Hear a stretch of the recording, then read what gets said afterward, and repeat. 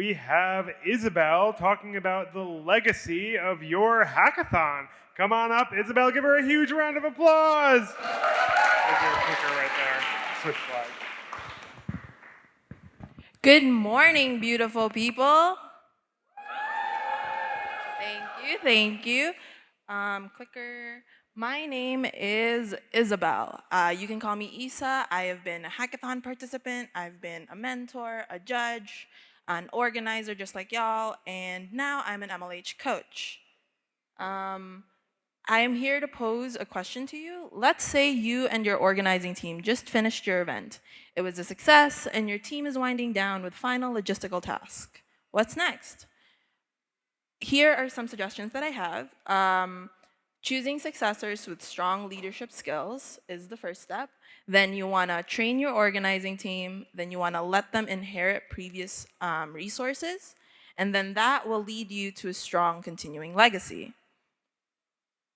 If you're wondering, why does it matter? The legacy is important because your hackathon, let's say like Penn Apps or Hack NYU or BitCamp or all these larger long-term hackathons, just like them, your hackathon will scale and improve with more iterations. Moreover, your mission will continue to serve your community, and then your reputation will grow and marketing will be easier. Where am I pointing this towards? First off, choosing your successors with strong leadership skills. My suggestion is to look for successors that have a passion for the mission. So it's really important to have people who care about what you're doing just as much as you do. And since you are graduating or are no longer in the team because you have an internship or whatever else,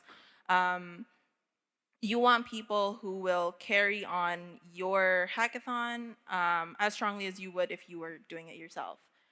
Strong communication skills is also important. Positive attitude, self-starters, enthusiastic and hardworking. This is all in one line because it's kind of like a vibe. One suggestion that I have for choosing your successors is interviewing them. It sounds like a lot of work, but it shows that you care. You are taking this as seriously as you want them to take the position seriously. So interview them, have like acceptance emails, have like the whole process is a little bit of work, but it goes a long way in setting a precedent, setting an expectation with your organizing team. So finally, we have the willingness to learn and grow. This one is important to me because it's important to remember that hackathon organizers will grow into leaders. When you start off, I'm sure y'all remember, you didn't know everything, so it's okay. As someone who is creating or forming your team for next year, be patient, and this is something that I learned from Fiona. Potential is powerful. Next up, training the new organizing team. Create training documents and resources. If you're from the Tech Together community, as an organizer, you've seen that there are training documents for every team. There's templates. There's processes. It's all set up. If possible, if you're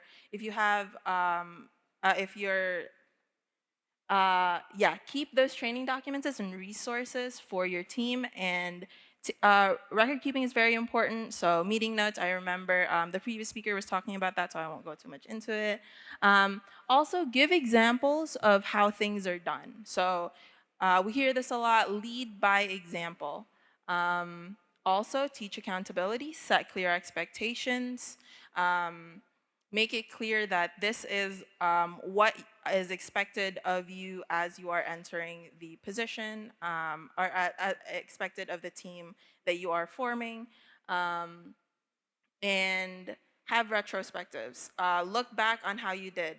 If you are this year's organizer and you're teaching next year's organizers, tell them what you learned from this year. Tell them what went well. MLH calls them the wells and improve, so try that out.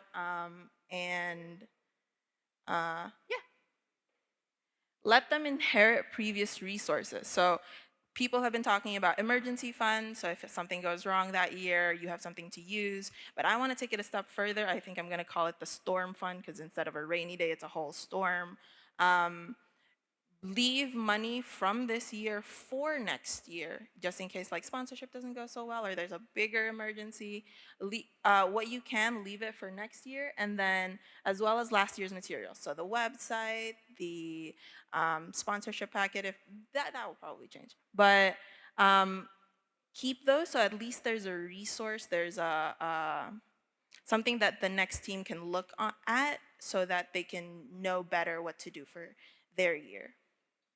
Then finally, all of that, in conclusion, will give you a strong continuing legacy.